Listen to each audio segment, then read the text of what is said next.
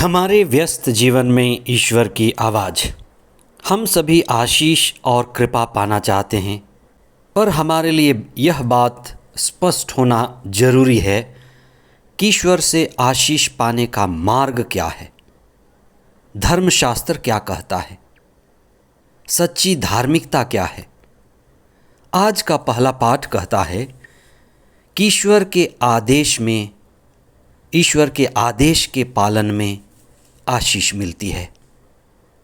योना नबी जब स्वयं ईश्वर के आदेश को पालन करते हुए निनिवे शहर गए और वहाँ ईश्वर विरोधी लोग कहे जाने वाले लोगों के बीच ईश्वर के दिव्य वचन को सुनाया, तो नबी योना डरे हुए थे कि लोग ईश्वर के वचन का तिरस्कार करेंगे, लोग ईश्वर के वाणी का विरोध करेंगे। इसलिए नबी योना डरे हुए थे। लेकिन बात बिल्कुल उल्टी थी। लोग नबी की वाणी सुने, लोग ईश्वर का वचन सुने और निनिवे के सभी लोगों का, राजा का, प्रजा का, जनसाधारण का भारी मात्रा में हृदय परिवर्तन हुआ। लोग भारी संख्या में ईश्वर की ओर मुड़े और अपने बुरे जीवन को, बुराइयों को छोड़ने लगे, ईश्वर को अपने जीवन का केंद्र बिंदु बनाया। तो जब हम ईश्वर को चुनते हैं, ईश्वर के पास होते हैं, अपने जीवन में बदलाव लाते हैं, तो ईश्वर उन्हें जो दंड देने वाला था उससे भी दूर कर देता है। 27वां सामान्य सप्ताह 10 अक्टूबर 2023 मंगलवार। पहला पाठ नबी योना का ग्रंथ अध्याय 3 पद संख्याएं 1 से 10 तक और संत लूकस का सुसमाचार अध्याय 10 पद संख्याएं 38 से 42 तक। आज का शुभ समाचार बड़ा व्यवहारिक है, सभी तरह के लोगों के लिए है और विशेष करके उनके लिए जो आध्यात्म में प्रगति करना चाहते हैं। आज का सुसमाचार 2 बहनों के बारे में जिक्र करता है। बेथानिया की रहने वाली 2 बहनें, एक थी मरियम और दूसरी थी मार्था। वे दोनों किस तरह से अलग अलग स्वभाव के थे, उनकी अलग अलग प्रवृत्ति थी, उनका अलग अलग रवैया था और उन दोनों के बीच 2 अलग दृष्टिकोण था। एक बहन मरियम बड़े शांत स्वभाव की थी।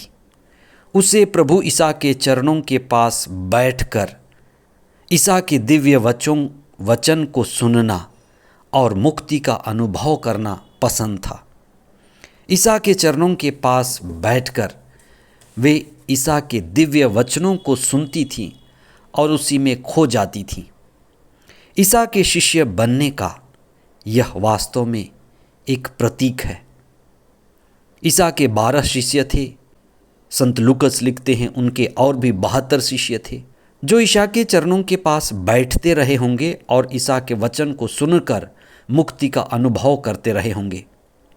उनमें से मरियम भी एक महिला शिष्य कही जा सकती हैं जो ईसा के पास बैठना पसंद करती थी।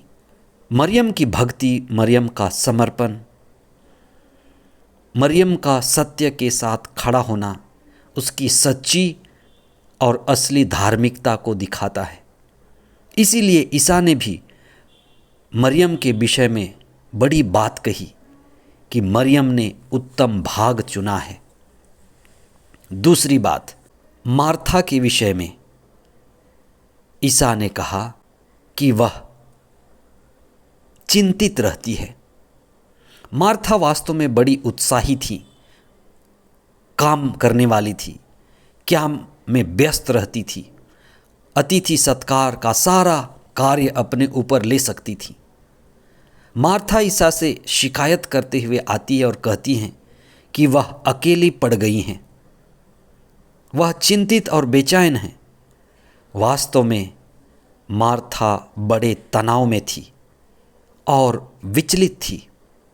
ईसा मार्था से कहते हैं कि मरियम ने श्रेष्ठ भाग चुना है, उत्तम भाग चुना है, और उससे उसकी भक्ति नहीं ली जाएगी। ईसा मरियम के चुनाव की तारीफ करते हैं, क्योंकि मरियम ने ईसा को वास्तव में पहचाना था कि ईसा ईश्वर के पुत्र हैं, और उनके शब्दों में, वचनों में अनंत जीवन है। उनके पास बैठने में अनंत आनंद है, और मरियम उसी आनंद को उठाती थी। ईसा जो सत्य के रूप हैं, सत्य स्वरूप है, उनके वचन में मुक्ति छिपी है।